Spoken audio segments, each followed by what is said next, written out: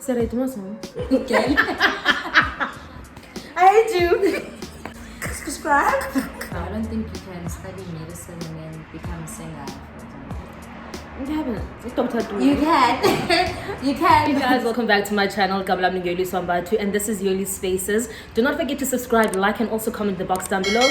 Turn on your notification bell so that you can get notified every time I upload a video. So today in the career segment, I've got another special guest. Please do introduce yourself. Hi guys, my name is Zekhethelo, Mpungose, born and bred from Durban, and yeah, It's Durban night. in Cape Town. You call it Google Toy Durban night, right? Is it? Yes, maybe I'm not up to date, but nah. Tell me what you studied in varsity. Okay, so in varsity, what I studied was marketing and management, Okay. but without knowing what the end goal was actually. It was to just be a bit more open or diverse in what I could get into. I knew what I wanted to do, but Okay. it was not specific to what I needed to get into because the career changed along the way. I was interviewed for one thing, but actually got another job within. So yeah. Which subjects did you study in high school? So initially I wanted to become a psychiatrist. Okay. So I did science, biology, so physics, biology, history, maths, and then I took maths as an extra subject. Then you got LO English, and then I did Afrikaans because I can speak Zulu. So Yeah. yeah. You choosing the course that you chose to study in varsity, did your parents influence you anyhow? So my mom was actually a retired nurse, and because you know us Tina growing up as Abantwana, we want to make it in life. So the careers that you go for is your medicines, your laws, your this and that. So I thought, seeing that I'm in the A class and I'm a smart kid, let me do medicine. So I thought let me become a psychiatrist. Until I just thought actually these parents must deal. They also supported the decision of you wanting to be a psychiatrist. My mom fully supported that because she was a nurse and she wanted to become a doctor. So I think maybe if I became the psychiatrist or the medicine person in the family, it would have happened, through someone somehow seeing that she didn't do it. Maybe my kid is gonna do it. Yeah. So yeah. Touching on that, I always have a problem. I think I've mentioned this so many times on this channel, the influence of parents. Saying that my kid, I wanted to do something, but I could not do it. Now I'm handing it over to my kid. I'm handing the torch over to my kid to do it. Londoleo, do you think that's the right thing though? It's well, personally, I don't feel like it's the right thing to do. Maybe you can inform your kid on why and how, educate them, but also allow Inganyaka to be who they are, because then that pressure of you possibly failing, then what? So if I don't carry that torch, then what happens? So it's very good for Umzala to understand who their child is and what their child is capable of, to avoid any disappointment or conflict amongst or between the two of us. So I don't think it was intentional, it's just we'll see if my child does this and she'll be on the right path. At least if I pass, she'll be able to take care of herself, she'll be in an esteemed thing. But yeah, it didn't happen that way. It is what it is. It is what it is. You got to varsity. What kind of a student were you in varsity? Sure, I won't lie guys, varsity for me personally, maybe it depends on the career that you're in, but I felt like varsity for me was just a tick box. A lecturer would read from the textbooks. My parents won't be watching this, but I'm like, hey, don't watch this. But honestly, sometimes I'd say to my parents, the lecture is cancelled, or No, they're not. it's not.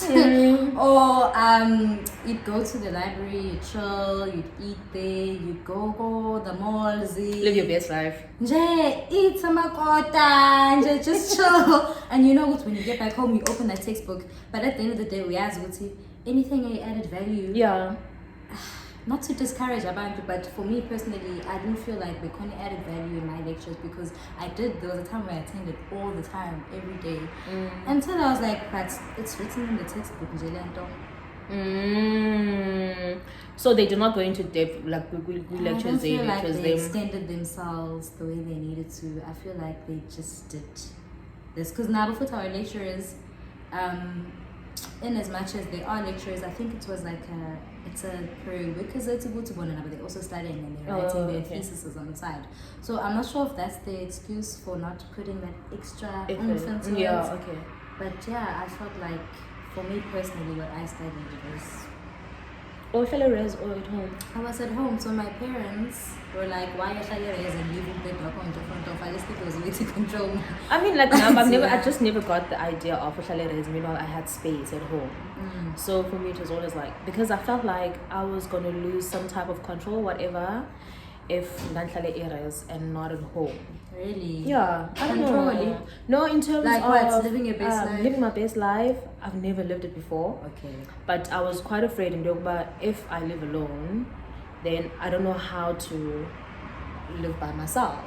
Like in terms of right? I'm not necessarily living on my own. But I mean whereby different households, exactly, different rules, morals, you know.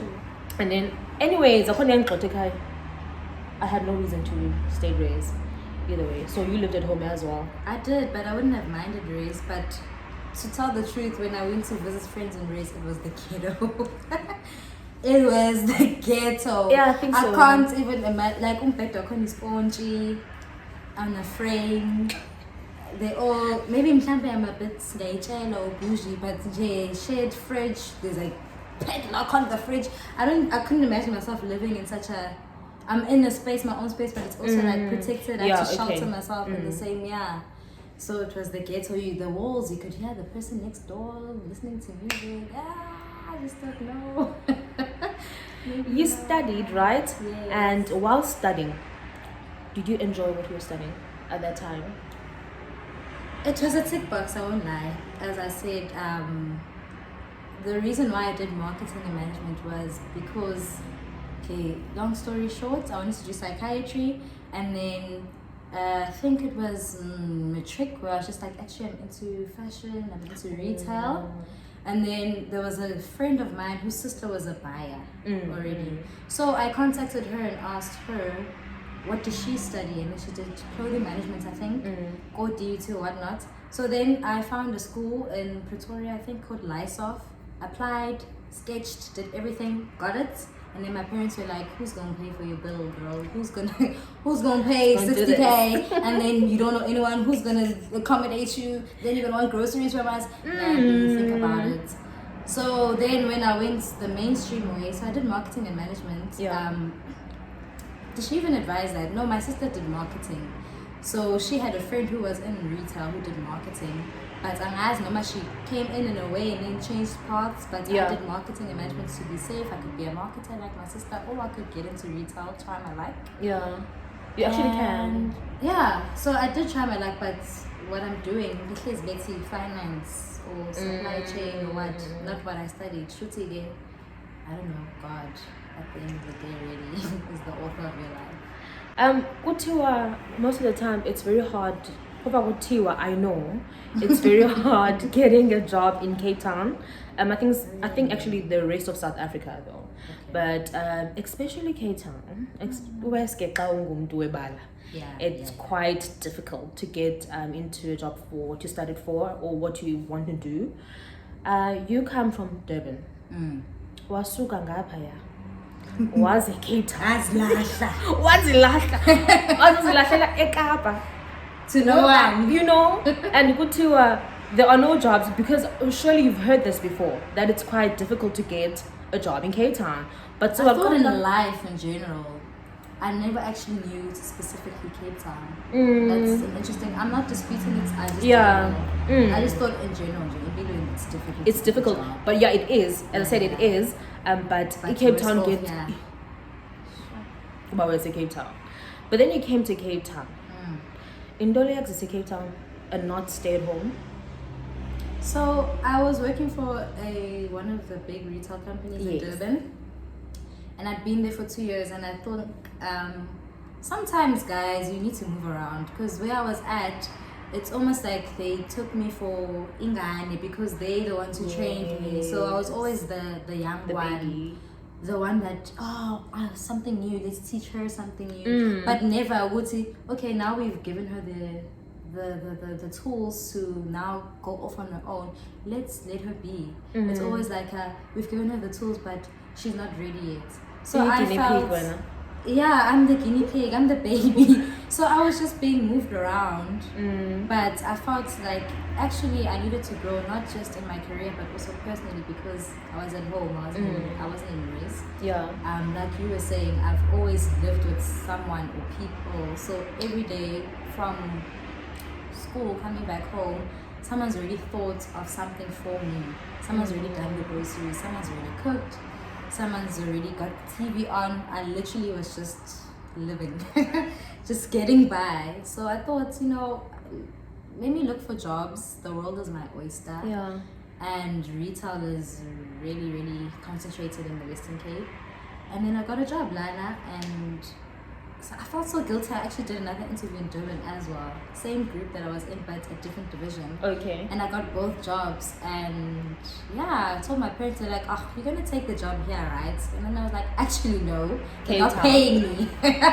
They're not paying me. Are you going to pay me? They're like, can you speak to us like that?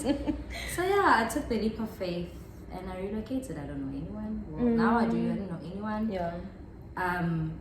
Something as simple as grocery shopping, you don't think of I wouldn't be able to do that, but you come to the shop and you get overwhelmed. What I need to do a shopping list. Yes, definitely. So I don't get distracted. Or more frequently, how I need a dustpan, even So though you must back at budget. home, back at home there was the dustpan. Someone really thought of that, but they also clean up. What am I gonna do now, lazy? I need a dustpan. Actually, I need a couch. Exactly. Funny enough, I didn't know that I was going to relocate. I was already furniture shopping. The 2 years I was there, I was buying furniture, putting away, buying furniture. Okay. But I didn't know when I'd move or if there'd be anything. And the time that when I moved in, I had the couch, I had the bed, I didn't have like the TV and the Wi-Fi, but I had the basics. And I've been here since. And how has Cape Town been to you? Like, it's been rough. Not rough, which I'm dying, but when I first moved to Cape Town, I didn't know anyone, as I've mentioned, but I thought it would be easy. I thought I was young, I'm going to meet people, people be welcoming. No one had time for me. I know we are welcoming. I met you. We are welcoming in Cape Town because someone from Durban invited me somewhere. Then I met her. Otherwise, where I was working at, I get I was you. the youngest. And then people who were my age or 2 years older were married. So I was like, sure, people are either in committed relationships or they're really old. Man, this is what you get to experience in Cape Town. I remember my very first job.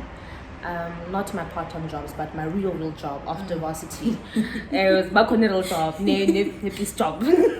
But my permanent job after varsity, where I worked, like I got there and abantu were like 30 and above. And then people were actually saying stable relationships, they are married, they've got kids. And when we are fresh out of varsity, and I'm like, betunana, and I felt like I was in this box whereby I have to be mom and so it's with Cape Town, that's quite the thing within the workplaces. But how did you adapt to the new environment? I won't lie to you, I think it took me I was like, let me give it 6 months. After month 1, I was like, I'm done. Want to go back home? I wanted to go back home, but the logical side of me was like, you've already spent your savings to relocate. You need to stick this through. So I was like, Mom and Dad, I hate my job. Ooh, if you know where I worked, I'm sorry to the company. No, that's all. It happens. It wasn't just culture shock, but the thing that I moved for was the pits. there's politics, like there's personal politics. Yes. Then outside of the personal politics, the work environment wasn't enabling me to do my job. Like there were no systems, everything was Excel based. Yeah. When I got there, the portfolio I was taking over, the girl who was there before me, her files mysteriously disappeared, so I had to start from scratch. My manager was wanting to hold my hand, but she was also stretched in what she needed to do, so there was no support there. The only support was, you're gonna be fine, you know, like from there was a lady that I worked with, she was my buyer. She is the same age as my mom, and she like took the motherly role. But no offense, so she can only do so much. So much, exactly. Yeah. And she can only understand so much. So as much, well. yes. She can only understand so much. So when I told my parents, but boy, and I thought, actually, no, I need to stick this out. So when I tried to stick it out, I think 6 months, and I thought, you know what, maybe let me become mobile because I didn't have a car. Because every day, literally, work was 5 minutes away. I'd take an Uber to work from 7, maybe leave the office at 8, sometimes 10 p.m. It was hectic where I was working, and I didn't have a boyfriend and have kids, nothing. So I'd work, and my mom, who's the same age as my mom, not married, so committed to the company. She's been there for years. So Sustenance and I just make it a thing. We're in the office. It's not cool though. It's not. People would walk in and be like, "Hi, Bo, we come in, you here, we leave you here. This is not healthy." And yeah, I felt kind of like depressed because I'd get home, lie on the couch, watch TV. Ooh, it's bedtime. Sleep, wake up. Get there. Obviously, if I'm 10 minutes late, why are you 10 minutes late? Like, Jesus. Like you wouldn't think about the time that I did put in the previous day. I would be here early and I'll leave late. But I'm 5 minutes late. It's flexi time. It's okay, fine. If I'm 15 minutes late, they're just saying or 8 because then I'm gonna do the extra time. Definitely. No, why are you 15 minutes late? Okay, fine. I just work there. I'm employed at the end of the day. So that was my life. And then one of the I had a friend here who did medicine, connected me to another guy who also just relocated from Durban, and he actually went to high school with my cousin. So when he would go out, he knew another guy who won't, but I felt like I could only do so much with them as well. So we'd meet up. I kind of settled there, just tried, and then I found my current job, and then my life started to balance out. I think it took a while, but I think people want to know, what are you doing? She found a balance. She found a balance. Yeah, but then I get balance. Now she found a balance. So what's this that gave you the balance? Like, what are you doing?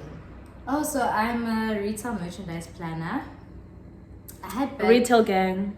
Yes, but I'm the numbers side. Like I crunch, the fabricator, make the books balance. So. The only difference between the company I came from and the company I'm in was this company enabled me to do much, like they had systems. Okay. So that took away from like the admin and intensive side. That other job, it was Excel based. I can put 5, but it's actually 4. So the integrity of sheets and data was a bit questionable. Everyone questioned that. So. And if you got something wrong, someone would be like, "How did you get that wrong?" Walks up to your desk. What happened? So, now the anxiety, always on edge. Yeah, if the system says it's 5, it must be 5. I'll work on 5, and then I forecast whatever I need to forecast on that 5. My manager is a guy this time, so super chill. Like, are you good? Oh, cool. Yeah, it's always nice working with gents. Like, gents make life very easy, especially at the workplaces. And then the people there were also very willing to help. Like, what do you need? What's going on? And I actually worked for, I think, 4 months, then it was lockdown. But now, before work, go to the gym. Get to work fresh, 9 o'clock, work. And because one of those naps at gym come back. I wish I'm at work at 7. Do you have to be at work at 7 until 3? But that's your fixed shift. It's not flexi. Okay. And no one don't you feel like when you start earlier, people then take your time for granted? Aren't they like, no, wait, but till it's late? No, they respect you. And also as well, I think before pre-COVID, Yes. it used to be flexible. You know, it used to be flexi time. It'd be like you'd start at 7 up until 3:30, because also now since at 3 it's because they shortened in lunchtime. Okay. So hence you come with 3 before it used to be 7, 3:30, so on and so forth. Yeah, well you would pick whatever time that would be suitable for you. But in Ngoku, we had to work like very seriously with time, and you have to keep within your time because they are trying to avoid many people in the office because it's COVID and stuff. So they want a certain amount in the office at a certain period. So in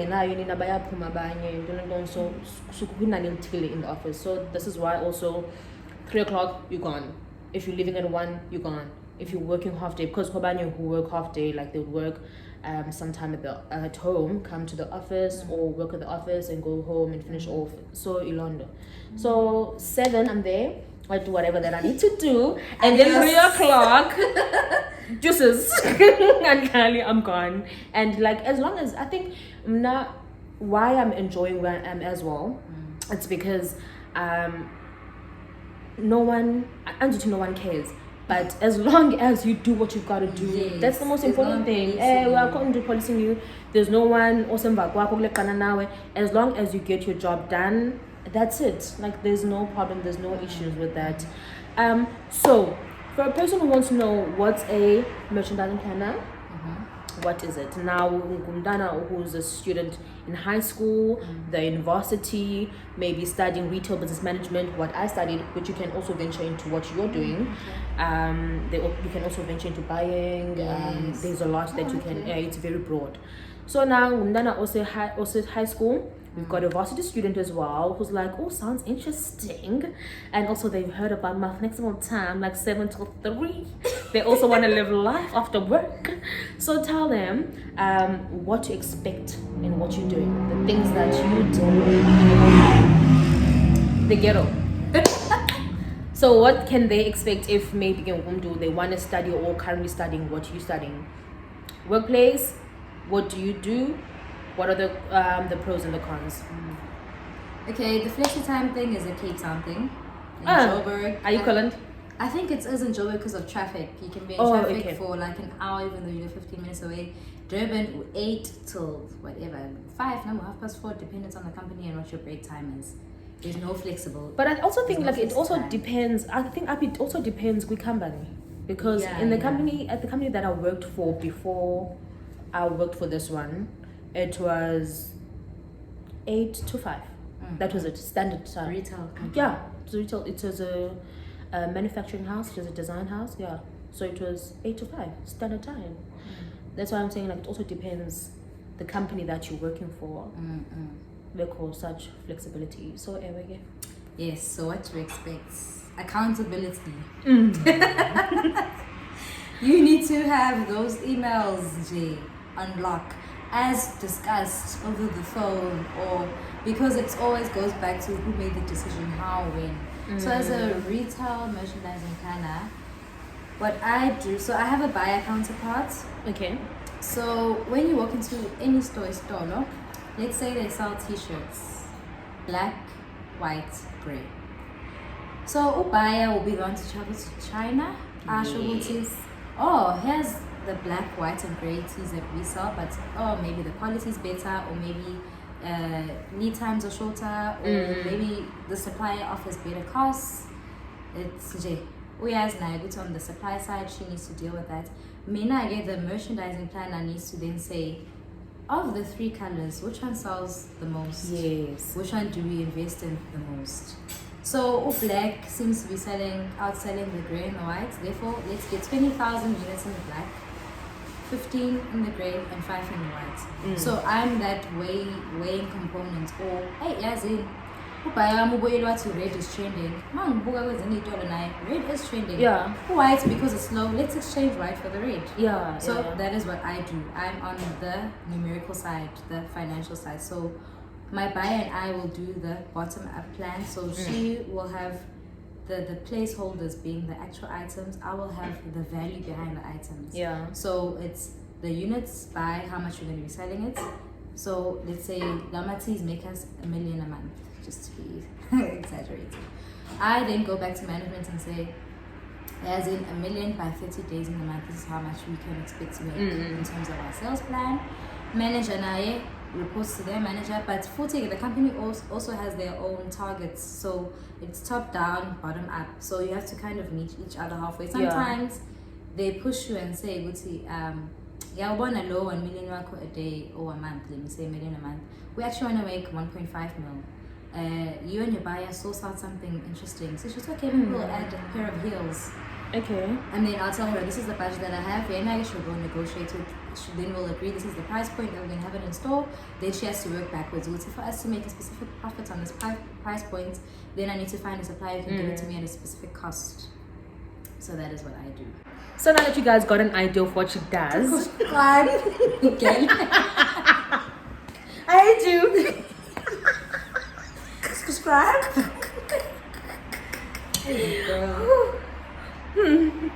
She's fun, goddess. She's really fun. So that you've got to know what she does, and if you now and you want to change your career or you want to venture into what she's doing, so Miss Z, what advice would you like to give learners, high school learners, actually your grade 11, 12 and your varsity students? Sure. So my advice to you is that you won't have all the answers there and then today, or there's nothing wrong with not knowing what you want to do. But it is important to do your research. Like, if you feel that you want to be someone creative, then look into things that you can do in the creative space. If you're a sciencey person, look into sciences. And it's also important for you to communicate with your parents. Set the expectation level. This is what I want to do, and this is why I want to do it. Because especially if you're coming from a black family, you almost have to justify, and they have to actually believe it. Wow, she knows what she wants, because at the end of the day, I don't know what background you come from, but our parents worked really hard to get us to where we're at now. So they're not just gonna willy-nilly pay for one course and then halfway through you change. And no, it's not a bad thing if that does happen to you, because it does happen, life does happen, but do your research, take your time to think of what you want to do. And it's also, if possible, do something that will allow you to diversify at the end of the day. If you know you want to do medicine, then stick to medicine. I don't think you can study medicine and then become a singer, for example. You can. You can, but I mean, that's not the look aim. Look into the options. It's not the end, and it's not the end. Look into your options. What else can I do within it? Yes. Yeah. For example, like retail business management, like as I said, it's broad. You can be a buyer, you can be a planner, you can work within sourcing. So it's quite about Lena and I can try that. Lena, I can try that. And no offense, but no offense to our other races. But I'm not sure if I can say white people, or you'll edit that out. But white people really do diversify, in as much as there's no pressure like us, so you have a degree. But the friends that I have, every 4 years, I know what they're doing, because it's funny, like our parents, where they'd be with one company for 50 years or their whole life, from start to end, one company. Sometimes it's good for you to change companies. Maybe you're doing the same thing, but you go into another environment or space, and you learn something different from that specific work area as opposed to your old job. Or you'll meet someone along the way who's into something else, and then you get into that. So in as much as they have it easy, but that really inspires me about them. It actually does now. They don't put themselves in a box, and they don't. It's not the end. It's not the end, really. With saying science now, I'm gonna stick to that. Yes, it's not the end. Like, you grow and you change all the time as people. Like, you're indecisive, but people in their 30s are still trying to figure it out. Married couples are just going with the flow of life. So be easy on yourselves, but take yourself seriously at the same time. I have that balance. You have a student now. in varsity or college who's struggling, who's like, I want to drop everything now. This is too much for me. Cannot handle. This is not for me. I want to walk away from everything. What would you like to say to them right now? Sure, I wish you could believe what I'm going to say, but it's going to work out, eh? Like, I know it's cliche. Eventually it does. It does work out, but don't drop out for the sake of, I'm just angry or I don't. Drop out with some plan mentally. Yes, things don't always work out the way we plan them to work out, but at least even I learned ukuthi, so I'm not happy right now. What would make me happy? Yeah. You may not know how to get there or how to go about doing things, but what would make me happy? And if it's an offering that's in the school that you're in, maybe you can go to get some counseling or advice on how to stream into that specific thing. Yeah, always seek for help. Seek for help, yeah. Speak to maybe if you've got, I'm not going to see how close people are with their lecturers, but maybe speak to them and say, listen, you know what, I appreciate everything that you've told me, but actually this is not for me. And they can advise you. Yes. And they can then help you communicate that back at home, because for us it's always a bazoti, what are they going to say? I've already wasted time and money. What What are they going to say? That's always the case. Like, I think for the rest of your life that's going to be the case. Yeah. So if you're going to be living for people now, then you're going to have to expect to live with people for the rest of your life. So you just need to figure it out. Be brave enough to speak up about it. Yeah, so take that leap of faith. And yeah, if you serve a living God, then challenge him as well and be like, yo, dude, show me your magic, show me your works. I trust you. Make a plan. Make a plan, dude. Tell what you must. Yeah. Like, I know I know you I'm not going to be seen on Instagram, Lord, I see you working with other children. Like when you see couples, do that, challenge him, speak to him, have conversations with him as well. So he should know. Because also sometimes naye show about when ufuna ntoni. So nawe xa ungayithethi ungamchaze uba ndifuna ntoni. Yes. Uthi makakudirectele mhlawumbi ukubone. He's waiting on you. You know, say something. Say something. But nyani, to give up, for me I always say that giving up is not an option. Especially if you've already started something. Like, it's for you to just keep on pushing, keep on going forward. And as you said, if I accept now, what do I do next? And just find ways and talk about how will I get to my happy place? You know, find ways that will lead you to your happy place. So yeah, thank you very much, guys, for joining us. Thank you, ma'am, for your time. No problem. We appreciate your wisdom. Ingalibandi afumaneka mna on Facebook Yoli Spaces, on Instagram I am at Yoli_Spaces, and when I say Fumaneka P. Oh wow. People want to get to know me. Yeah. I'm on Instagram. I'm not really on any social platforms. Lady_GIRO. Lady. Okay, that's about it from us. Thank you very much for joining us, guys. Do not forget to like, subscribe, and also comment. Turn on your notification bell.